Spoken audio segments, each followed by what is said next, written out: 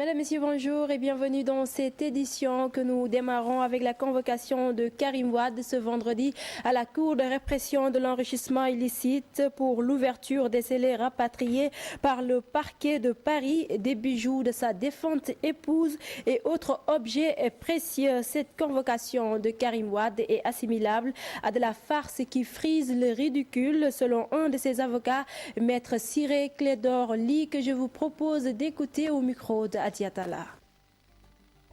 C'est à la fois triste et humiliant que l'on parte de 4 000 milliards à 40 millions. On ne peut pas mieux se moquer du peuple sénégalais parce qu'il n'y a plus de sécurité. Tous les coffres des citoyens peuvent aujourd'hui être pillés. Et je me demande, qu'est-ce qu'on va chercher dans des boucles d'oreilles? Car il ne porte pas de boucles d'oreilles.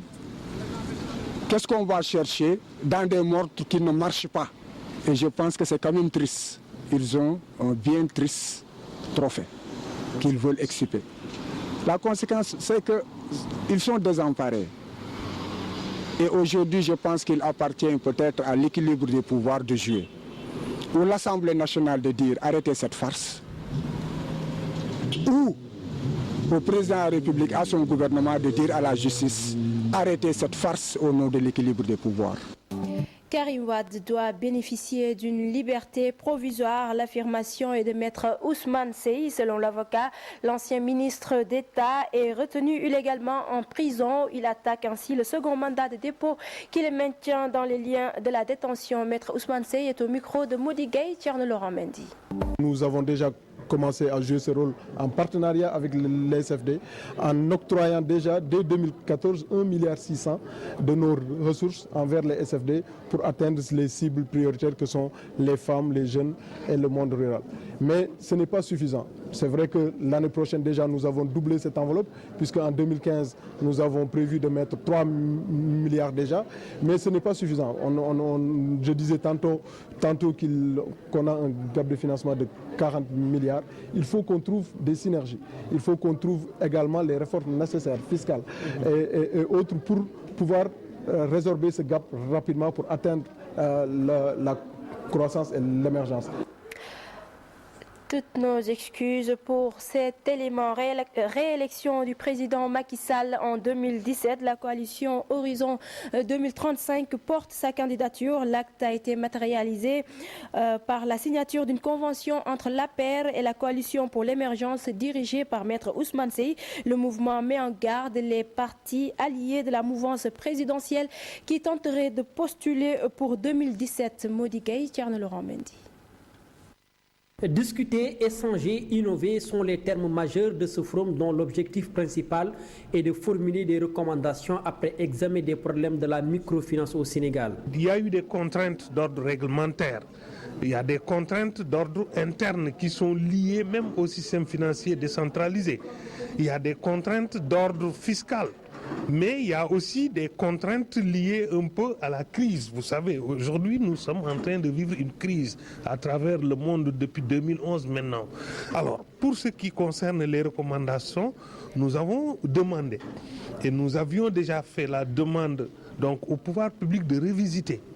Et pour lever ces goulots d'étranglement, l'État du Sénégal, par le biais du ministère délégué en charge de la microfinance, compte appuyer le refinancement du secteur. Une lettre de politique sectorielle en 2004 a été mise en œuvre. Aujourd'hui, nous sommes en train de faire la deuxième lettre de politique sectorielle. Donc l'État a déjà beaucoup fait. Maintenant, il s'agit de consolider les acquis. Consolider les acquis, faisant en sorte que nous puissions aller vers plutôt des politiques d'inclusion financière. Et pour avoir une politique d'inclusion financière, il est important que le secteur de la microfinance brasse le plus large possible au niveau des populations pour que nous puissions avoir cette inclusion financière. En attendant un partage plus large du document au cours de cette rencontre de 2 jours, les acteurs se donnent rendez-vous l'année prochaine pour la seconde édition, une manière de pérenniser l'initiative de l'APSFD. Toutes nos excuses encore pour cet élément qui n'est pas le bon. Parlons à présent d'autre chose. Après 3 jours de grève des travailleurs des collectivités locales, le maire de Dakar se prononce sur la question. Khalifa Sall soutient que certaines communes n'ont pas la capacité financière de s'occuper de leurs charges. Il précise que l'État n'a versé aucune somme d'argent aux communes, contrairement à ce qui a été relaté dans la presse. Khalifa Sall est au micro de Kodendiaï Younous Diatta. Lorsqu'on est un citoyen, faire des exigences, réclamer davantage de privilèges et d'avantages. Ce n'est pas possible. Le Sénégal a un budget qui n'est pas élastique, c'est 2800 milliards de francs CFA. Nous avons mis beaucoup d'argent pour les bourses de sécurité. Parce que nous avons mis aussi pour les bourses 40 milliards de francs CFA pour les bourses des étudiants. C'est une première. En Afrique, quel est le pays qui paye 48 milliards par année? Quelque chose de prévisible. J'avais dit à l'issue d'une réunion du conseil municipal Dakar qu'on n'est pas à l'abri de ces problèmes. Parce que la réforme initiée n'a pas réglé toutes les difficultés prévisibles. Nous avons fait l'effort à la ville de Dakar. J'ai vu un journal, heureusement mon jeune frère Yaham Mbaye, que je félicite, à corriger. C'est un excellent journaliste, il est honnête. La ville de Dakar a décidé, conformément à la loi, de verser une part des fonds de dotation qu'elle devait verser aux communes d'arrondissement. Les dotations sont versées, elles représentent la moyenne de 3 ans de recettes ordinaires de la ville. Le préfet l'a fixé à 2,4 milliards. Ces 2,4 milliards, nous devons verser la quantité correspondant aux 8 mois précédant la réforme, c'est-à-dire de janvier 2014 au 31 juillet 2014. Ça fait 1,6 milliard. Sur ces 1,6 milliard, la ville a versé 700 millions et toutes les autres recettes. Donc quand j'entends dire que l'État a versé, c'est un abus de langage et ce n'est pas exact. En vérité, elles n'en ont pas les moyens. C'est ça la vie. Kodendiaï, le ministre de la bonne gouvernance et des collectivités locales, fait dans la menace. Maître Omar Youm soutient que le gouvernement du Sénégal n'est aucunement responsable du retard de salaire des agents des collectivités locales. Pour lui, les maires de ces collectivités locales sont fautifs. Il n'exclut pas de prendre des mesures à l'encontre de ces élus locaux. Aminata Maris. La collectivité locale met les points sur les i. Maître Oumar Youm dégage toute responsabilité du gouvernement sénégalais dans les retards de salaire des agents des collectivités locales. L'État a fait ce qu'il devait faire. Les tout premiers actes réglementaires qui ont été pris dans le cadre de la mise en œuvre de l'acte 3 de la décentralisation étaient relatifs à la sécurisation des salaires et des emplois. À ce jour, l'État a pris toutes les dispositions qui étaient à sa charge pour sauvegarder les emplois et préserver le paiement des salaires. Maître Oumar Youm dit ne pas comprendre l'attitude des exécutifs locaux concernés par ce retard dans le paiement des salaires. L'État ne peut pas entrer dans les bureaux des maires pour faire des fiches de paie, pour faire des mandats, pour faire des ordres de virement. Ça incombe aux exécutifs locaux qui doivent le faire et qui ne l'ont pas fait. Certains même ont voyagé. Par voie de conséquence, j'estime que dans cette affaire, l'État n'a aucune responsabilité. C'est des exécutifs locaux qui ont été élus à l'issue des élections du 29 juin 2014 qui doivent accepter d'assumer leurs responsabilités. Il va même jusqu'à menacer les exécutifs locaux anticonformistes aux nouvelles réformes. C'est une délégation de pouvoir que nous avons fait aux exécutifs locaux et aux collectivités locales.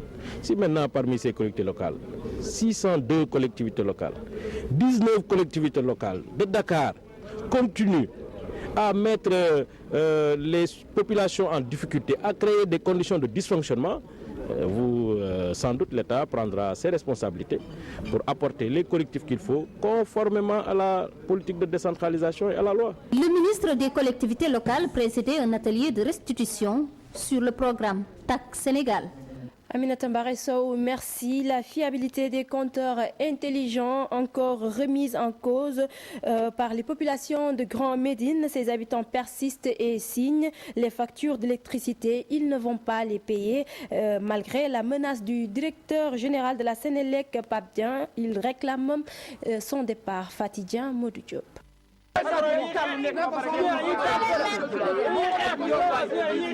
La tension est vive à Grand Médine ce matin. Ici, L'amertume est le sentiment le mieux partagé. À l'origine de ces contestations, les compteurs intelligents. Les nouveaux compteurs là, depuis qu'on a amené ici, jusqu'à présent, on en a coûté cher, vraiment. On a coûté cher. Vraiment, il y a des compteurs, il y a des factures 8 000 francs ou bien facture 25 000 francs. On a augmenté jusqu'à 100 000, 150 000. Ça, c'est trop cher. Bon, nous ne sommes pas d'accord de la fiabilité qu'ils disent. De toute façon, hier, la commission a déposé son pré-rapport. Et ce qu'il attendait de nous, c'était de faire des amendements par rapport à ça. Et nous étions en train de lire ce rapport pour faire ces amendements. Dessus, ces consuméristes en veulent à la Sénélec. Pour le moment, pas question de payer les factures d'électricité, selon eux. Nous les attendons de pied ferme. Nous ne payerons rien. Nos factures sont rangées dans les tiroirs. Nous ne consommons pas de courant 24 heures sur 24. Le directeur de la Sénélec n'avait pas à tenir ses propos. Les populations de Grand Médine campent sur leur position. Elles réclament les anciens compteurs. Ils n'ont qu'à régler cette situation une bonne fois pour toutes. Ce qu'on veut, c'est que d'abord le directeur général retire ses propos de venir nous délester, d'abord. Et puis nous avons prévu une assemblée générale au niveau de ce quartier de mai. Donc c'est pour expliquer aux populations. Mais ce que nous voulons, c'est d'attendre que ces travaux soient finis. Le pré-rapport rendu par la Commission de régulation du secteur de l'électricité est à l'origine de ces réactions remontées. Les habitants de Grand Médine exigent même le départ du directeur général de la Sénélec. Fatidien, merci. Mesdames et messieurs, c'est la fin de cette édition. Merci de l'avoir suivi. Rendez-vous dans nos prochaines éditions.